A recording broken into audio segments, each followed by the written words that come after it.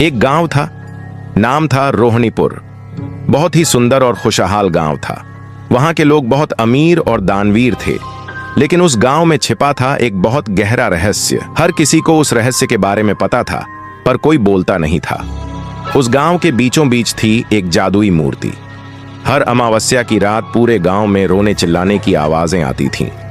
लोग अपने घरों में बंद हो जाते थे, कोई भी घर से बाहर नहीं निकलता था। और फिर अगली सुबह उस मूर्ति के पास मिलती थी एक कटी हुई लाश, और उसके बगल में होते थे बहुत सारा सोना। कुछ लोग कहते थे कि वो चोरी करके भाग रहा होगा, तो कुछ कहते थे कि यह एक श्राप है जो हमारे पूरे गांव को लग चुका है। एक दिन फिर शाम के समय भी एक लाश मिलती है। अब गांव के लोगों के दिलों में डर बैठ गया था। वे सीधा गांव के मुखिया के पास जाते हैं और उन्हें सब कुछ बताते हैं। मुखिया लाश के पास जाता है और देखकर कहता है, कल मेरा बेटा बदास शहर से आने वाला है, कोई भी इसके बारे में उससे कुछ नहीं कहेगा। अगले दिन मुखिया का बेटा घर आता है। नाम था राइस्टर, बहुत ही निडर और साहसी लड़का, और माता पिता का कहा मानने वाला। एक दिन मुखिया किसी काम से बाहर जा रहा होता है, तो वो राइस्टर से कहता है, बेटा अब इस पूरे गांव की जिम्मेदारी तुम्हारे कंधों पर है। रात को कभी किसी की बुलाहट पर घर से बाहर मत निकलना।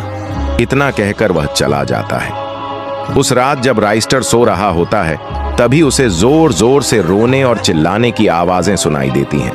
वह अचानक उठता है और खिड़की से झांक कर देखता है। पूरा गांव शांत होता है। अब उसके मन में और भी जिज्ञासा जगती है, आखिर क्या है बाहर जो पूरे गांव को इतना डरा रहा है। अगले दिन फिर एक लाश मिलती है। जब राइस्टर वहां पहुंचता है तो वह ढेर सारा सोना और लाश को देखकर डर जाता है, और अब वह ठान लेता है, मैं इस रहस्य को जानकर ही रहूंगा।